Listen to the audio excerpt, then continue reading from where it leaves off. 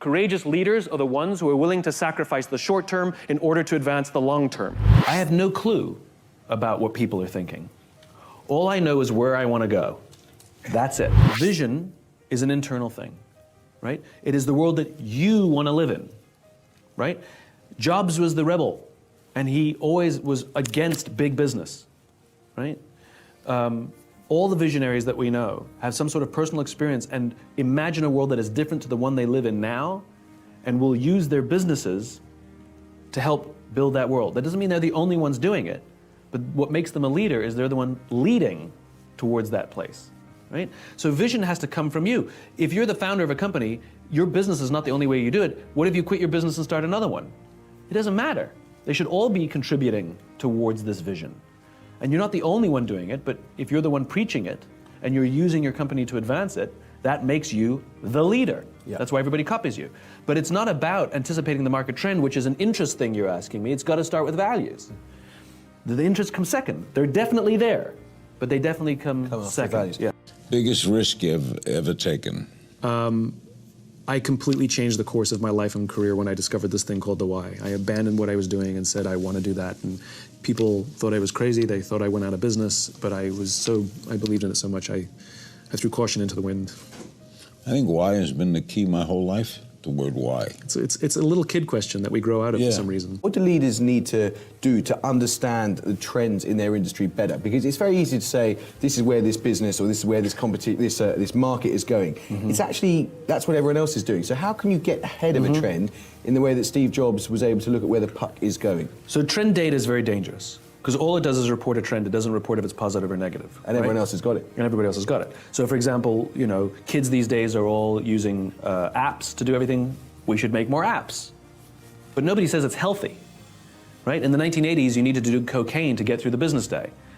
You know, that's a trend. That's a trend. Is that really true? Cocaine usage was up in the 1980s. In businesses, if you worked in an investment bank, you'd know. Yeah. No, I was, I was definitely not doing that in the 80s. So the point is, it's a trend.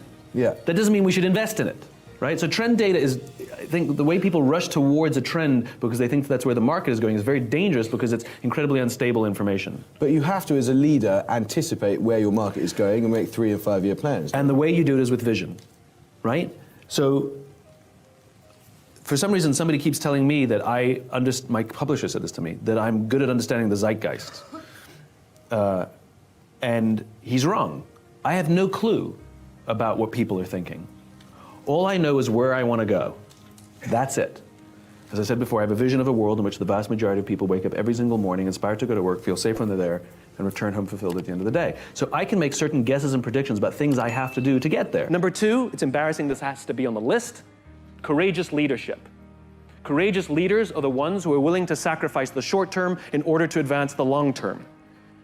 Courageous leaders are the ones who are willing to say no to the money because it's coming from a dirty source and rather say yes, even though they know they'll have to tighten the belt in the short term because it's the right thing to do. Having a just cause, if we don't actually follow the just cause, if we don't actually make decisions through the lens of the just cause, is just marketing. It's just marketing. I'll give you my favorite example, right? The IOC, the International Olympic Committee, they have a mission statement, what they believe is their just cause, which is to advance the world, make the world a better place through sport. But for the fact that they're all corrupt, it's a great idea. My point is you actually have to have leadership that desperately, profoundly believes in the cause and will make decisions to advance that cause. They would sooner sacrifice their own personal interests to take care of their people. They would never sacrifice their people to protect their own interests. It's called leadership. It's called leadership. We confuse rank and leadership. Rank has nothing to do with leadership. I know many people who sit at the highest levels of organizations who are not leaders. They have authority, and we do as they tell us because they have authority over us, but we would not follow them. And yet I know many people who sit at lower ranks who have no authority, and yet they have made a choice, the choice to look after the person to the left of them, and the choice to look after the person to the right of them, and we would trust them and follow them anywhere.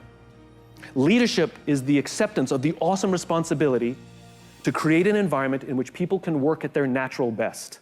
I think people misunderstand what the word entrepreneur means. You know, small business owners own small businesses, and entrepreneurs solve problems. And there are many, many entrepreneurs inside corporations. Yeah. And not all small business owners are entrepreneurs. I see. So an entrepreneur is somebody who's constantly looking for a better way to do something. There's a sort of a mad scientist about them. It's not simply, you know, understanding structure and building business. And that's the way I was in the corporate world, which, you know, depending on my boss, was either welcomed or not. Oh, yeah. You know, I used to get in trouble for that's not how we do it around here. And I'm Really? like, did I break any rules? They're like, no. I'm like, did I get it done? They're like, yes. I'm like, did I get it done better than you expected? They're like, yes. I'm like, so what exactly is the problem? The problem with passion, you know, people gave me the same stupid advice. Do what you love. Thank you. Thanks. You know, find your passion. Like, what am I supposed to do with that advice? Right. You know? And what I learned is that passion, like profit, is a result. When we commit ourselves to some higher purpose, some higher cause, passion is the result. When we work hard for something we don't believe in, it's called stress. When we work hard for something we do believe in, it's called passion. Passion is not the entry point, it's at the exit point. So the question is not to find your passion or find the thing you're passionate about. The question is, what do you believe? The question is, what are your ideals? What are your values? And where are the places in which those people or those organizations share your values, share your beliefs? Who is articulating a vision of a world that you would like to live in?